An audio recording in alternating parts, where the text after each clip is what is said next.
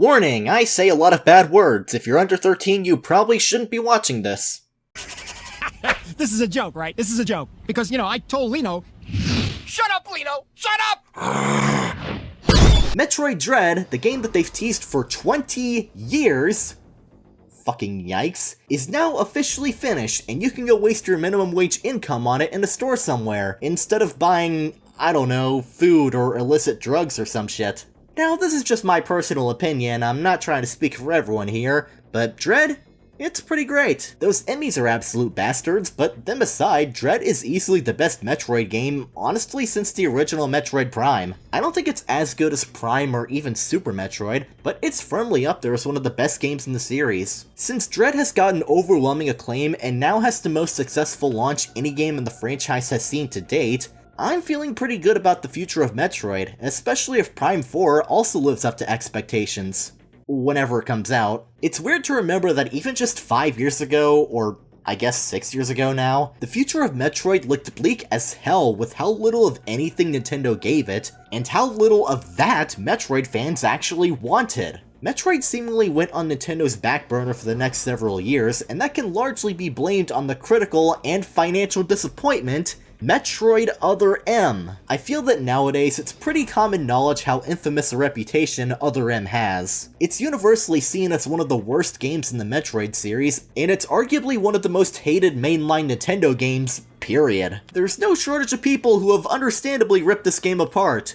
Though for a game with such an infamous reputation, critical reception at the time was oddly alright. I mean, it didn't get the same critical acclaim the Prime trilogy received, but it certainly wasn't panned either, like some might have you believe. I remember I actually used to enjoy this game quite a bit, but keep in mind, I was 14, kind of a nincompoop, I wasn't really all that critical towards stuff, I barely got through literature class with a C-, and this was the first Metroid game I'd actually played, mainly because it was the most convenient game in the series to come by at the time. Over the years, my opinion on this game has fluctuated quite a bit, mostly for the worse. Especially after playing the rest of the Metroid series and experiencing firsthand what makes a Metroid game actually good. Other M is bad, especially if you compare it side by side with just about any other mainline Metroid game, but I do find it to be at least kind of an interesting failure. When you hear bad game, especially from a major IP, you probably think of a game that's either a broken, barely playable mess, or a bland cash-in that was very clearly only made to appease executives. Other M isn't really either of those. It functions how it's intended, and Yoshio Sakamoto clearly had an ambitious vision behind Other M that was largely uninhibited.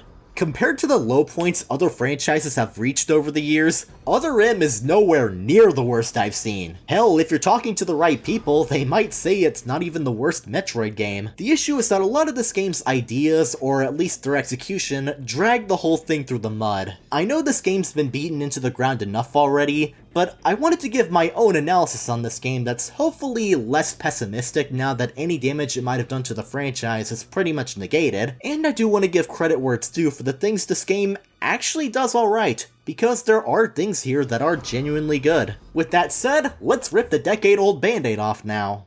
Other M is set near the end of the Metroid timeline, taking place right after Super Metroid and prior to the events of Fusion and Dread. The game opens with a pre-rendered cutscene recreating the final boss of Super Metroid, right around the time when the baby Metroid saves Samus's life before Mother Brain kills it, complete with baby symbolism and a pretty blatant continuity error with the beam Samus destroys Mother Brain with, unintentionally foreshadowing so much of what's to come, unfortunately. The game cuts to some time later with Samus waking up in a medical facility. A quick checkup later, she's up and moving again, and receives a distress signal called Baby's Cry, which leads to her going to some massive space station called the Bottle Ship. Ugh. Okay. Upon arriving, she comes across a platoon of Galactic Federation soldiers, including Adam Malkovich, her former commanding officer, and Anthony Higgs, one of her old friends from the Federation days, as well as a bunch of other people we don't know, but the game doesn't really give two shits about them, so neither do I. At first, Adam is hesitant about Samus being there and potentially interfering with their business, but after a close encounter where Samus saves his ungrateful behind, he reluctantly allows her assistance under very strict conditions. The rest of the game is mainly uncovering the purpose of the station and what the hell went so wrong to warrant the distress signal. It involves experiments going apeshit, an AI that's gone rogue, and also a murder mystery. It's a lot less cool than it sounds. That's the main setup, and the issues don't exactly arise from that, but literally everything around it. Honestly, I don't think they could have fucked this up harder if they tried. Other M was trying to present Samus in a different light than prior games did. One of the big selling points of Other M was its greater focus on a more cinematic story, diving into Samus's past. The bigger focus on narrative is a major contributor for why this game exists, and why it is the way it is. They stamped it on the back of the box for a reason, I suppose. Samus is known for being a mostly silent protagonist whose personality most often is shown through body language and minimal dialogue. Other M attempted to diverge from this by giving her a major speaking role throughout the game.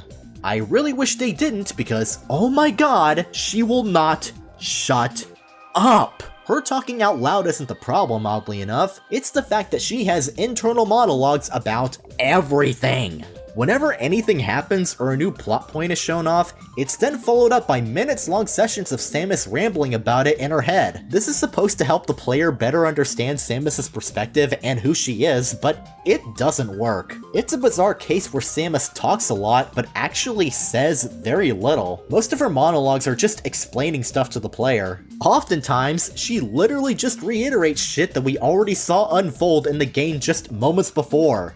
That or explaining things that you could very easily just come to the conclusion of on your own. I feel like I accidentally subscribed to Audible when playing Other M. It might have been from all the YouTubers sponsoring it. People tend to blame Samus's voice actress for how she sounds in this game, but it's pretty easy to tell that it's really not her fault. She can emote pretty convincingly when that's the direction she's given. Most of the monotone delivery comes from Samus talking to herself in her head, which, to be fair, comprises most of her dialogue, but externally, she actually does a pretty good job. Don't you dare, Adam.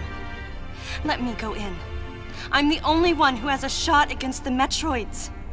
We have to take the chance. Please, Adam.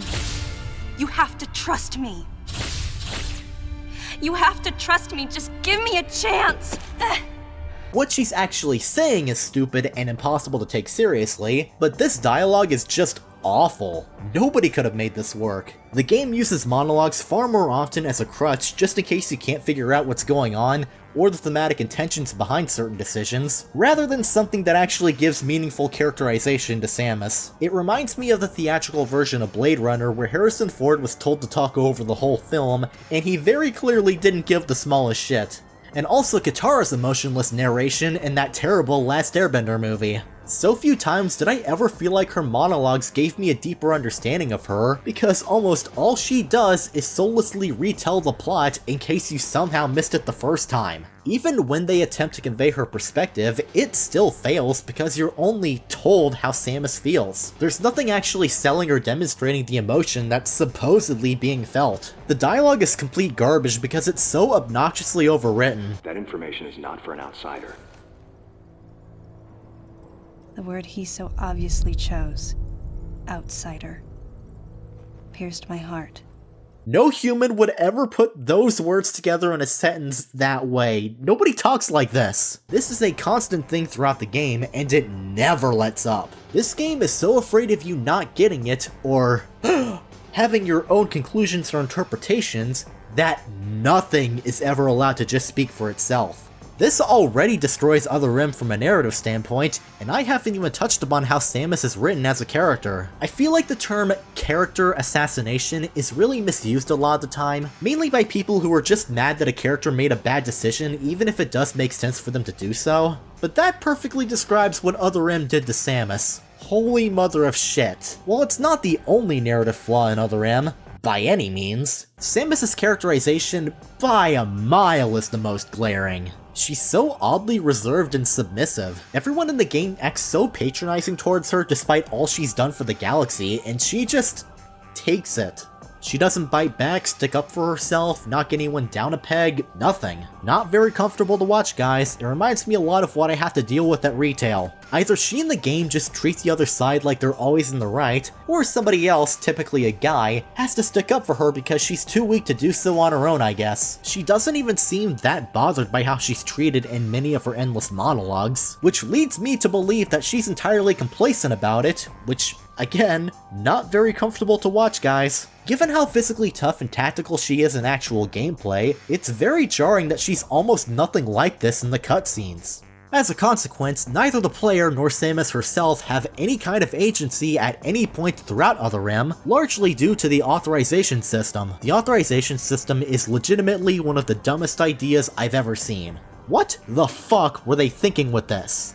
In several Metroid games, you'd often start off with all of your abilities, but some endgame event quickly strips you of everything, and as you go through the game, you gradually have to get all of your abilities back. The reasons for why range from Samus' suit being dismantled to something dumb like being pinned against a wall in Metroid Prime. It's ultimately a minor, inconsequential detail that's not a big deal in the long run, but apparently that's just my opinion because somebody working on this game for some reason thought this needed to be addressed. In Other M, you have all of your abilities on hand at the start and you never actually lose them, but Samus just chooses not to activate them until Adam Failure at Life Malkovich over here gives the A-OK. This guy is a fucking idiot. Whenever he actually authorizes you to use anything, it often happens at the most random, illogical points. Here's a few examples. Around the beginning of the game, the Federation is attacked by this thing, and Adam authorizes all of the troops to use freeze rounds on it, but he doesn't authorize Samus's Ice Beam. He authorizes the use of missiles, but they're no good until this thing gets frozen. Just authorize the Ice Beam right then and there, it can only help you at this point.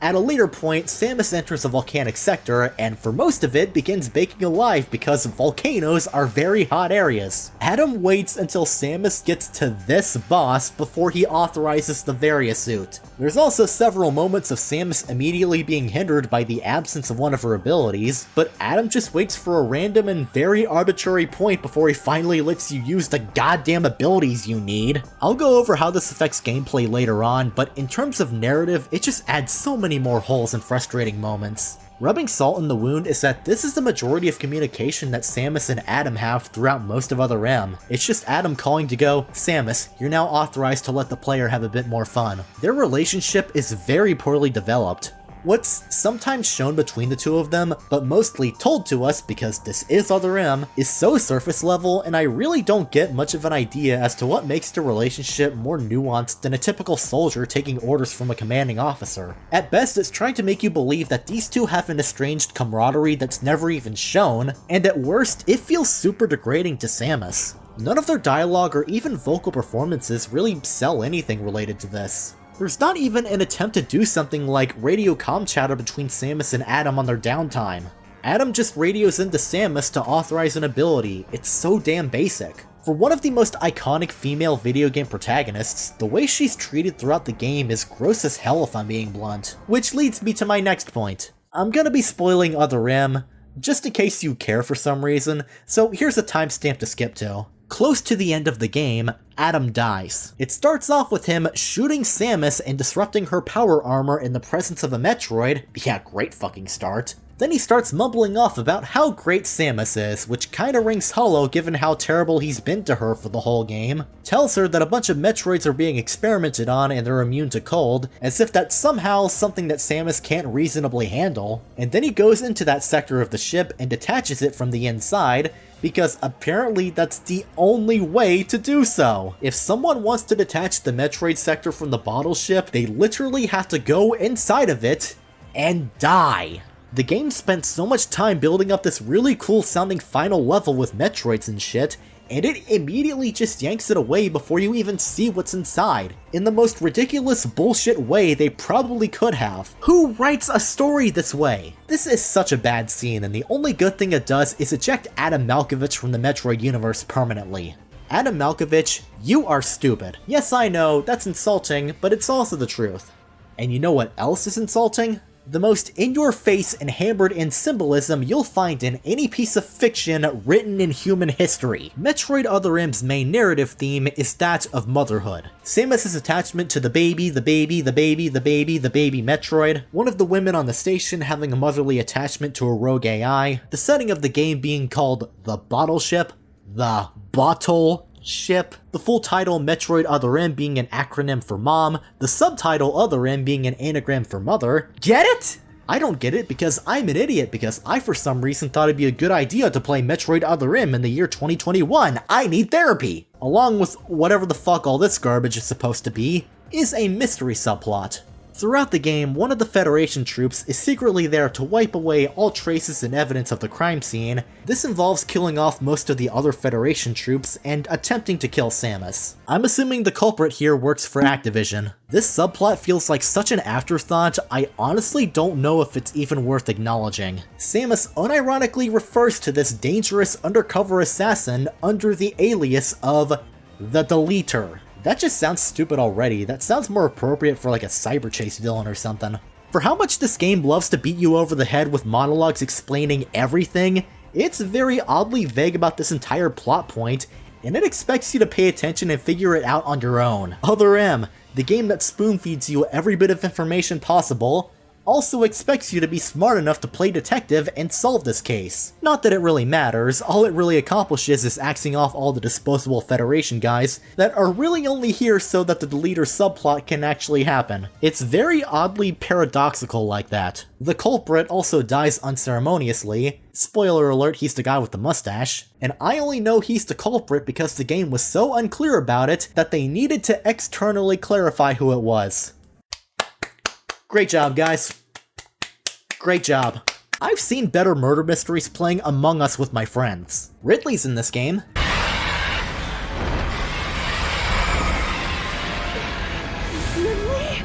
Oh god, this scene. This moment is where Other M's story critically faltered the most. Okay, so around the latter half of Other M, Ridley, who throughout the game goes through this really weird Pokemon evolution line, has yet another encounter with Samus. The main difference here is that Samus has a traumatic flashback to her childhood where Ridley killed her parents, and then she freezes in shock and begins to panic. Keep in mind, Metroid Other M takes place near the end of the Metroid timeline, before Fusion and Dread. Up to this point, she's fought and defeated Ridley several times, but only just now she's experiencing trauma related to the event despite never doing so in any game before or since. I'll be honest here, I genuinely don't have anything against the idea of Samus experiencing trauma when it comes to Ridley, even this late in the Metroid timeline. Everyone deals with and reacts to trauma differently, and I don't think it's fair to say that this could never possibly happen. The human brain is a complicated thing, and I'm not a psychologist by any means, nor do I have the time, money, or interest to go through all of the education I'd need to become a psychologist. The problem with the scene is that it isn't given any proper setup, nor is it the setup for something else to expand on. If this was given proper foreshadowing, like, say, Samus having nightmares about Ridley, and the whole thing played out in a unique way that would be a mental trigger for Samus, this could have been a really effective scene for conveying what trauma Samus goes through, or even just how all the times Ridley came back are finally wearing down on her mentally. I think it's a great thing for games to at least attempt to cover the topic of mental health. Celeste is my favorite game of all time after all. And done properly, it can be legitimately commendable. Done properly. In practice, this whole thing comes out of nowhere and it's never brought up again. Samus doesn't even mentally reflect on the incident. She's more concerned about Anthony's fake death scene and feeling bad that she thought he might be the Deleter. Even in a case where Samus unexpectedly re-experienced past trauma without a clear reason why, wouldn't that experience at least stick in her mind for a bit? She seems to immediately forget about it the moment Ridley escapes. This could have been a case where the game's endless monologues actually gave us a bit more insight into Samus, but nope. As awful as the story is, just with all the problems I already mentioned, my biggest issue is that Samus contributes nothing. I have never played a single game where my actions as the main protagonist felt as meaningless as they do in Other M. Every main bit of conflict in this game is either taken care of by somebody else, or the issue just kinda resolves itself. Metroid's in a sector on the ship, Adam sacrifices himself to destroy it before Samus can do anything. Ridley? Killed by a Metroid Queen. The Deleter? Also killed by a Metroid Queen. The bottle ship on a collision course? Anthony resolves it off screen. The AI who's actually a resurrected Mother Brain? The feds gun her down. The bottle ship itself? The feds blow that up. Why the hell am I still here? Just to suffer. Samus feels like a guest character in her own game that got hijacked by Adam. If Samus didn't show up or attempt to do anything on the bottle ship and just let the Galactic Federation take care of their business, I don't see much of anything in this game's events changing at all. Other M's writing is undoubtedly the biggest reason why this game is so infamous, and I see pretty clearly why that is. This is a bad story. I 100% mean this when I say that Metroid Other M should be used as an example for how not to write a video game story. Hell, any kind of story for that matter. It constantly violates the rule of show don't tell, it's impossible to feel anything because of how robotically everything's delivered, it's bloated to hell with so much crap that never goes anywhere, nothing the main character does feels important, the ending stretch dumps more exposition and plot points onto the player when it should be wrapping everything up by now, and the game's themes and symbolism all have the subtlety of an AT-AT.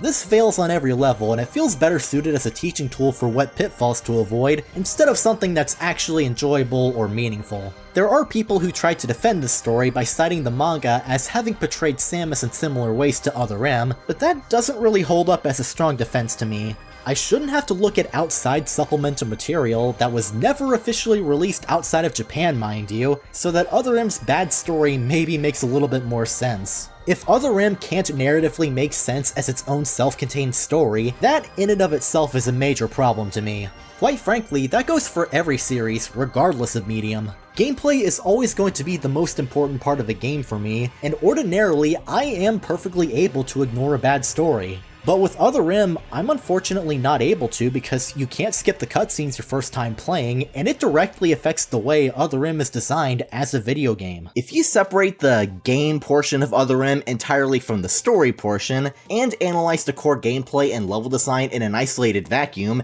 it certainly isn't the worst thing ever. Heavily flawed for sure, definitely far from perfect, but compared to... Codename Baby's Cry. A common SOS with the urgency of a baby crying. The nickname comes from the fact that the purpose of the signal... Gameplay-wise, it at least has some good things going for it. In the mainline series, not counting the spin-offs, Other M is the fourth 3D Metroid game, preceding the Prime Trilogy. Unlike the Prime Trilogy though, Other M was designed to sort of take the more fast-paced action focus of the 2D games and directly translate it into 3D, whereas the Prime games were focused more on slow, methodical exploration. And in all fairness, Other M certainly could have done a lot worse in practice. Team Ninja, the developers behind Ninja Gaiden, Dead or Alive, and Neo, are the ones who did the gameplay portions of Other M. It might be a bit questionable to hand Metroid, the series that stars a woman, to the company that's pretty notorious for their focus on character development, but they've proven they can do pretty well with fast-paced action games, and occasionally their talent shines through in this game. It runs at a pretty smooth 60 frames per second most of the time, and the core action is quick, smooth, and responsive. It tries to sort of bridge the gap between 2D and 3D Metroid design by allowing you to switch between third and first person. I actually love this idea, and done properly, it could truly make for a standout entry in the Metroid series.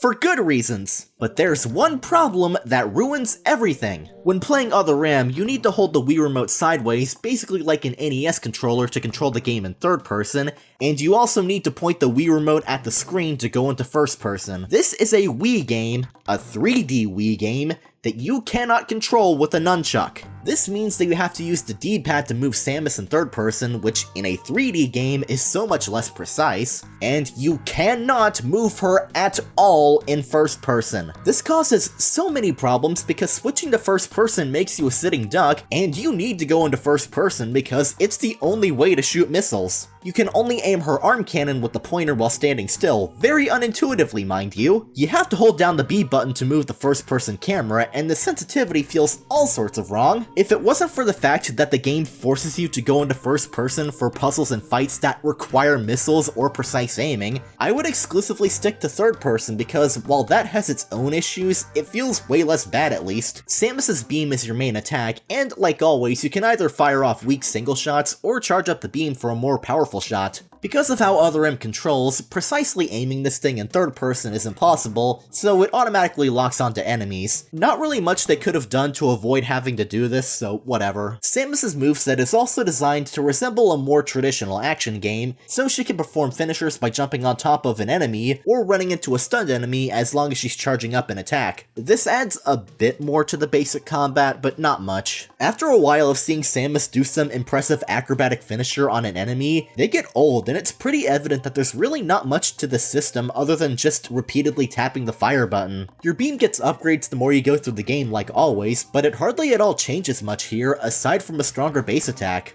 You can dodge out of the way of every attack by tapping on the D-pad right as an attack is approaching. Not only does this retroactively make Other Rim ridiculously easy because dodges are easy to spam, and it is literally impossible to unsuccessfully avoid an attack after a dodge, and dodging instantly gives you a fully charged beam, but you can very easily do this on accident just by literally walking. It's certainly possible to have fun here. I know quite a few people who enjoy Other Rim from a gameplay standpoint in spite of its shortcomings. But man, it doesn't take long at all for it to lose its luster for me, and I could not get past just how clunky the control scheme for this game is. Just use the damn nunchuck! I know for some reason Yoshio Sakamoto wanted us to play a 3D Metroid game released in 2010 with basically an NES controller the whole time, but why? It doesn't enhance anything, it just drags down what could have at least been a decent Metroid action game. Plus, there's 2 other buttons on the nunchuck. It probably would have given Team Ninja more freedom with mapping out the inputs if they had more buttons to work with. After a while, I just stopped actively trying to fight enemies because of how clunky everything feels, with the only times I partook in combat being when it was absolutely mandatory, such as the many times you have to kill all enemies before a door opens up for you to proceed. Then there's the fact that none of the enemies drop anything you can restore health or missiles with.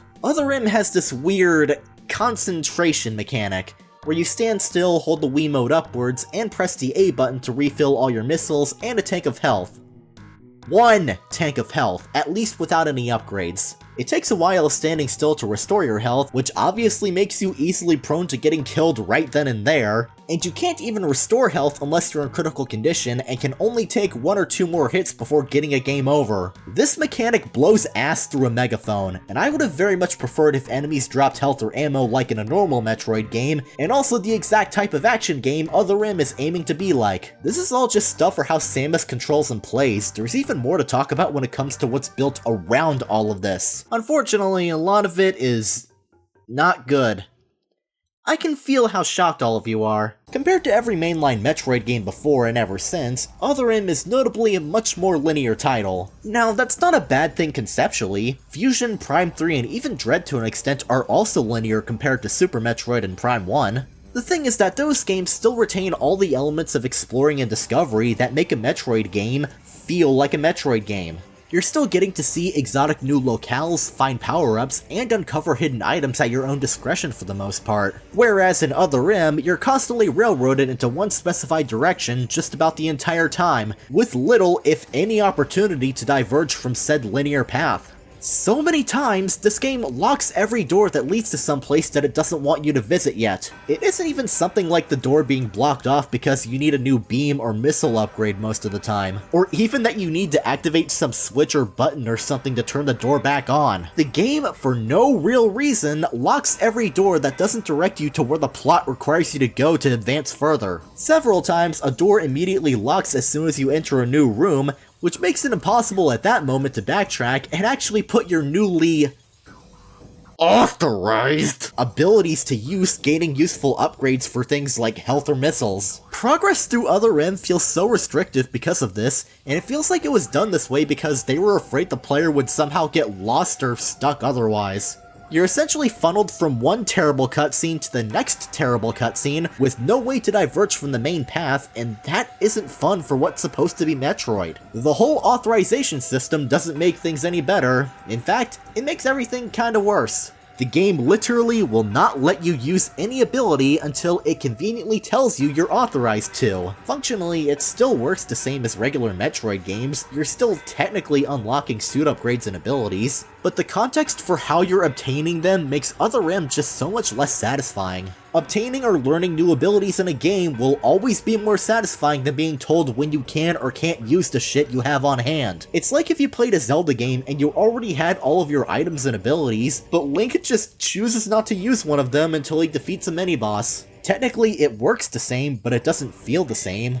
Or good at all. This consequently makes Other Rim feel so awkwardly paced and designed, because the whole game is built around abilities that are authorized at random points that you can't really anticipate getting. Ordinary hindrances in a Metroid game are so much more frustrating to deal with because you have everything at the start, with nothing stopping you from using anything other than this idiot jerk not letting you use your shit. There's also these terrible search segments where the game suddenly throws you into first person, and it forces you to search for some random point of interest without alluding as to what you're trying to find. One of which is a tiny Federation logo which you can easily miss, green blood barely distinguishable from the green grass it's on, and literally one of the final bosses in the game. All you do to defeat Mother Brain is point a cursor at her, which triggers a cutscene. You also at points walk around really slowly with an over-the-shoulder camera view where nothing happens and the game is just wasting your time.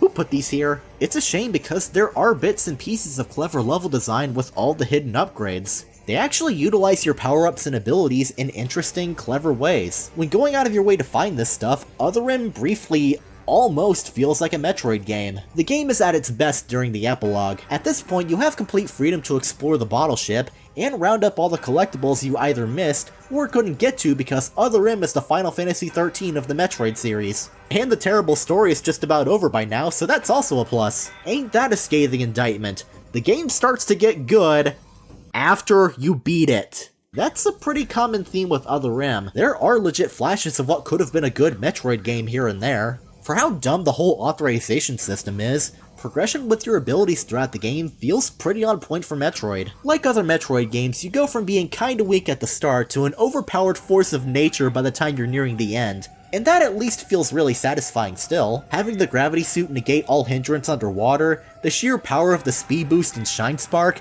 a 3D Metroid game that has a screw attack ability that doesn't suck. For what's trying to directly translate 2D Metroid onto a 3D plane, Other M does a decent job at it all things considered. I never felt like the game was too short or overstayed its welcome or anything. The amount of game in Other M feels pretty reasonable. I will admit, the bosses in Other M were a pretty surprising highlight for me. Like, sure, they lack the whole puzzle element you'd see for bosses in the Prime trilogy, for example, but these are still pretty fun. The Vorash had a nice bit of build-up and used the grapple beam in a pretty inventive manner. Nightmare, that thing from Fusion, manipulated gravity in an interesting way, and his fake-out death in between both phases was a nice bit of subversion.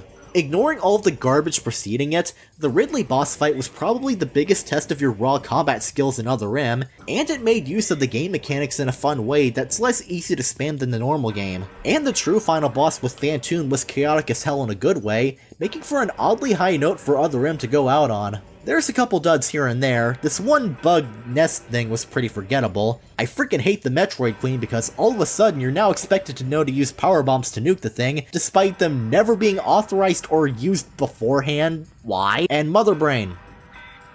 Enough said. I guess there's also a few clever puzzles that take advantage of your abilities well enough. Ordinarily, they're not something that would stick out much to me, but for this game I'll take what I can get. Other M's gameplay has things going for it, certainly way more than the story has going for it, and I can totally understand how someone could have fun with this game in spite of all that I think is wrong here. There's just way too many problems I simply can't look past, and that keeps me from properly enjoying this game aside from brief glimmers of clever level design here and there. If I squint hard enough, this almost resembles a proper Metroid experience, but all that does is remind me of the much better Metroid games I could be playing right now. Audio and visual wise, Other M is competent, but mostly kind of a mixed bag, which is probably the nicest thing you could say about anything in this game. All the pre-rendered cinematics are genuinely gorgeous, especially for a Wii game from 2010. They're pre-rendered, so they're not going to demonstrate the graphical capabilities of the Wii the same way that real-time gameplay or cutscenes would, but damn, these look jaw-dropping regardless with stunning art direction and in-engine camera work, even if the excessive lighting and lens flare in some shots makes this seem more like a J.J. Abrams production. It at least makes for some pretty imagery if nothing else, though I would highly recommend muting your TV so you don't have to hear all of the terrible dialogue. Even in the naivete of my youth, I could see in Adam's joking manner how close he felt to me. Dude, this shit looks dope as hell. The in-game real-time visuals look fine. It's a Wii game, so it's not gonna look the most technically impressive, even for the time, but Other M does look fairly nice on a technical level. In terms of art direction, though, this game is pretty unremarkable. The main environments you traverse through in Other M are a jungle, volcano, and ice sector. They look fine as far as those environments go, but there's so little of anything distinctive about them. Metroid environments excel at making the places you explore feel like foreign alien worlds with their own ecosystems, history, and distinguishable imagery. Even in a game like Prime 1 where most of the environments are also typical biomes, they still feel exotic and easily recognizable as environments from a Metroid game. These just feel like generic biomes without any real identity aside from occasionally meshing the organic features of said biomes with the synthetic features of the bottle ship. It's a much less impressive take on the same type of environmental theme that Metroid Fusion did, way better and on the much less powerful hardware of the GBA. The volcano sector looks like every generic fire and lava level I've ever seen. The jungle sector looks like a carbon copy of Talon Overworld from Prime 1 or Torvus Bog from Prime 2. The ice sector I guess looks kinda cool. Pun intended because I need some kind of joy here. The rest of the ship are really boring metal hallways and corridors that would fit in just about any generic sci-fi game. They look more like something a 3D modeler would create for a portfolio piece, as opposed to something made to fit into an actual game. These locales are so uninspired they're literally just referred to as Sector 1, Sector 2, and Sector 3. Certain models and general artistic decisions in this game just look bad. Look at Nightmare, this looks horrible, as do these enemies in Sector 3. For the most part, Samus is pretty well animated and fun to watch in combat, but her suit just looks really off. It doesn't command nearly the same presence or weight that her suit in the Prime trilogy does. The shades of red and yellow they chose are so damn garish, and before she's authorized to use the various suit where some orange is applied to the suit, it looks so hard on the eyes. They didn't even give her a special suit variation for the gravity suit, it's just a shitty purple glowing effect. Also, in cutscenes, she just looks horribly out of place next to the Federation soldiers, though to be fair, that also has to do with the Federation soldiers wearing Iron Man Power Rangers armor. Did I mention there's barely any music in this game? Similar to Mario Galaxy and Skyward Sword, Other M goes for a fully orchestral soundtrack for most of the game. However, unlike Mario Galaxy and Skyward Sword, which both have phenomenal soundtracks that are extensive and varied, Other M's is pretty lackluster overall. The only major highlight I can think of is its version of Ridley's theme, which to be fair is one of the best renditions of said theme throughout the Metroid series, but that aside and a couple decent renditions of other iconic Metroid songs, not much else really stuck out to me. The rest of it sounds like typical sci-fi horror music you'd hear in Alien or something. It all leads to a Metroid game that's pretty weak on atmosphere. You're kinda just walking around in eerie dead silence for the whole game, and the environment design is nowhere near strong enough on its own to make up for the lack of music.